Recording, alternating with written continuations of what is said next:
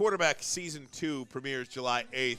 Netflix dropped another trailer today, just before the show, to be honest with you. It is Joe Burrow, it is Kirk Cousins, and it's Jared Goff. Yeah. And I think this is going to be one of those things that's really good for Jared Goff. Look, people love Jared Goff in this city. I know. Especially the guy behind you. I know he does. And, yeah, and you're not allowed to say anything bad about Jared Goff. But, listen, this is going to I like Kristen Goff.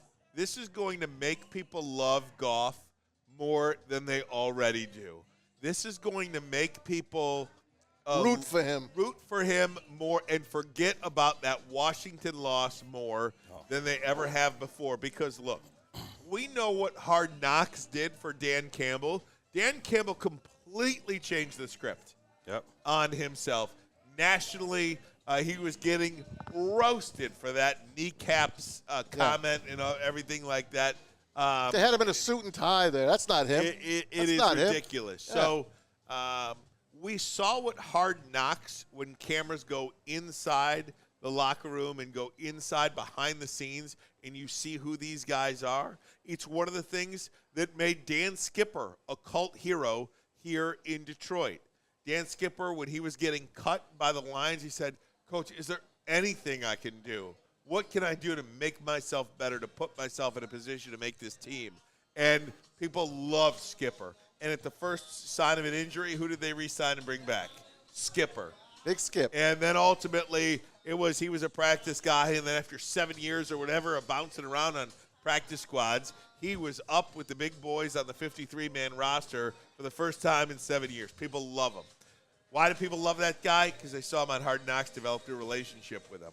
I think once people see Jared Goff in this setting, interacting at home, interacting in the community, interacting with his coaching staff, interacting with his teammates, I think they're going to love him even more than they already Expecting do. his first child with his wife, Kristen. So that was – remember when they won their first game and we had that video of her on the swimsuit? Shut up. In that yellow bikini. How can I ever forget that? Anyway, Stick, go ahead. That's your guy. Ryan, I wish I could sit here and agree with what you just said, that this will make people endear themselves even more to Jared Goff. But I'm to the point where if you don't love the guy now, he's never going to be able to do enough to make you love him. Right. Because he's already done everything he could possibly do in a Lions uniform besides win a Super Bowl. I'll admit that. But outside of supplying you with 2 playoff wins in your building that you never saw in your life, a 15-2 season that you never saw in your life, a number 1 seed that you never saw in your life, perfect games that you never saw in your life, a top 5 MVP candidate, which we hadn't seen very much in our lives. I don't know what else he can do, but if this is the thing that people need to push them over the edge, give the human side of Jared Goff, because what he accomplishes on the field isn't enough, I'm all for it. I think the guy's impeccable. I love what he's about. I mean, we talked earlier about loving the city and coming here. Watching the Detroit come out of Jared Goff over the course of 3 years has been very fun. Because when he first got here, kind of, he had a bodyguard. Head down, bodyguard in Birmingham, right? But now, dude's got bravado. He talks trash to people after games when he hears what they say about him. That wasn't Jared Goff before he got here. Now he got a little bit of Detroit brashness in him, and I love it. Did you see him scratch out that Minnesota Vikings on the hat? He autographed and someone slipped him a Viking hat. He put the big X through it, and then he signed his name, and he smiled. By the way, I think Jared Goff is an 80-20 guy in this city. I mean, I think 80% of the people love him. I think it's 60-40. Really? Maybe because I'm such the Goff. You're wrong. Maybe because I'm such the Goff, No, it's champion. 80-20. The amount of pushback I get on this guy, maybe it's just our network that's stupid. Well, no. Easy.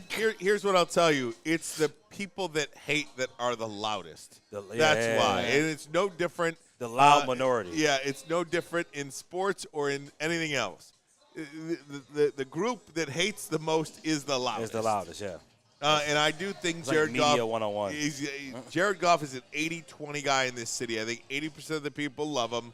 And I think 20% of the people don't and are SOL and are going to be like that. Throw up a poll. Let's get a poll. Listen love to me Jared Goff. Listen to me.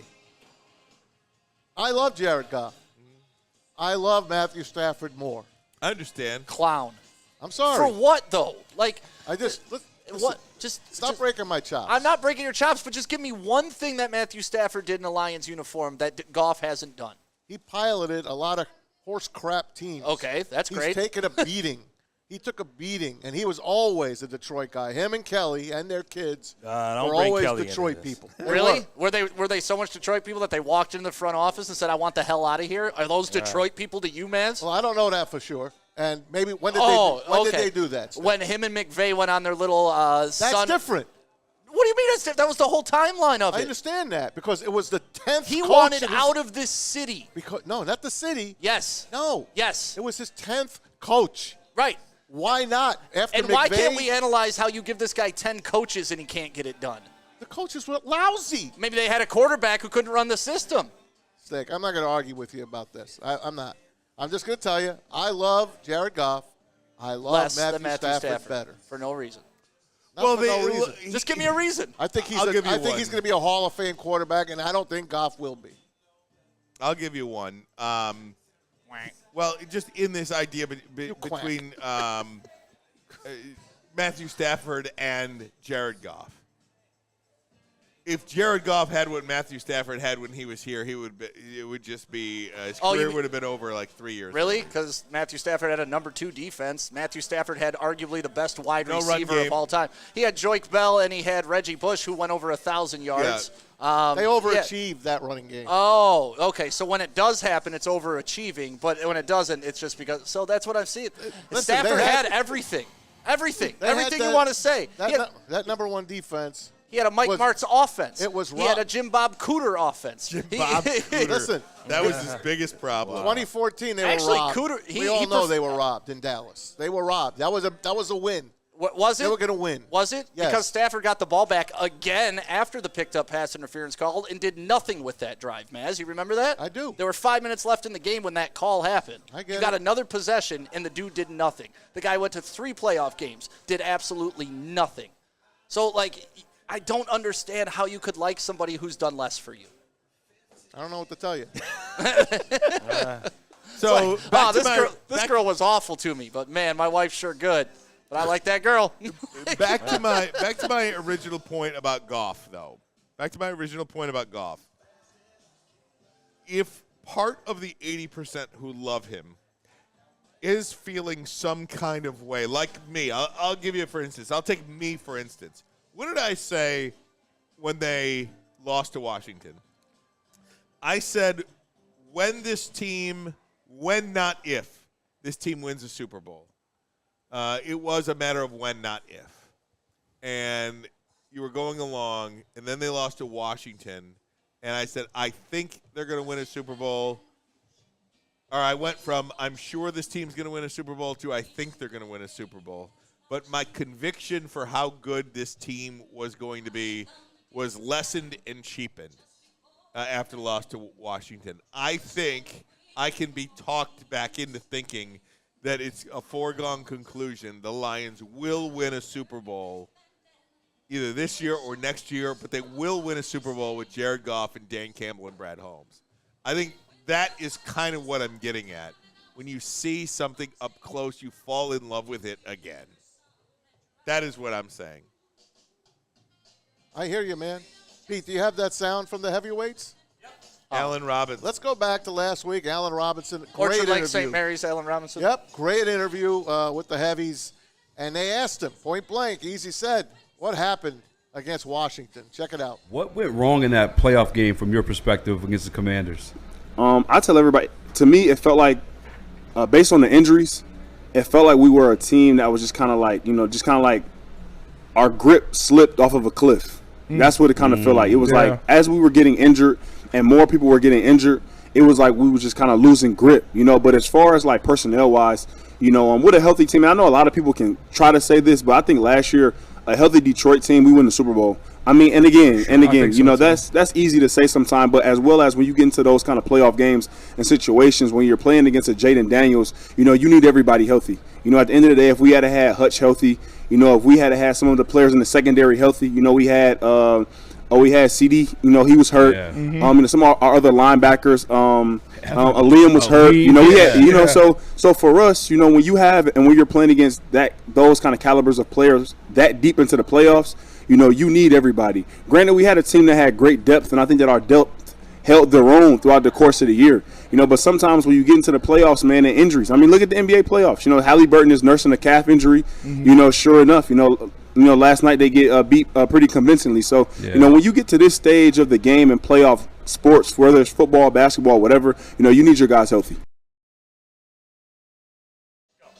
And I think that's a great analogy that Allen Robinson used. Just like hanging on, because they were hanging on. Yeah, and just because they were there still hanging on doesn't mean they were going to stay there for too much longer. Once Amir went down, to me, that broke their back. When Amir Robertson went down in that game. Amik Robertson went down in that game. It wasn't Amik that went down, was it? No, it was Carlton Davis. No, Carlton was out prior to that.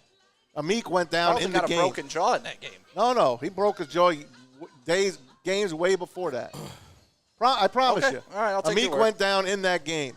And of course, Goff was knocked out. Mm-hmm. Goff was concussed when he fumbled that ball when they were going in for that 14-3 lead. He got concussed. He was never the same after that. And then the coaches after that, really, I don't think they called a very good game. Why they don't give the ball to Jahmyr Gibbs 30 times that game, I have no idea. Washington, one of the worst teams against the run. You know why. And we're one of the best teams in the run. Ben Johnson was half out the door. I know he was. I said they called a bad game. Yeah, horrible game. Yeah.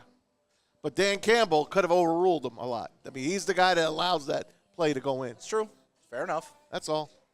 What do we got, 11 more Sundays to the NFL? Do we? Wow, that's amazing. We're almost here. I think I'm buying the Canton game. I think I'm going to go to the Hall of Fame game. Maz, you want to do a road trip, me and you? I'd love to. With me and you? A father-son We trip? could argue the whole time. I don't know, man. I need my prescription really upped for my migraines to go anywhere with you, Stick. You're not sitting in the back seat with Stick driving. No.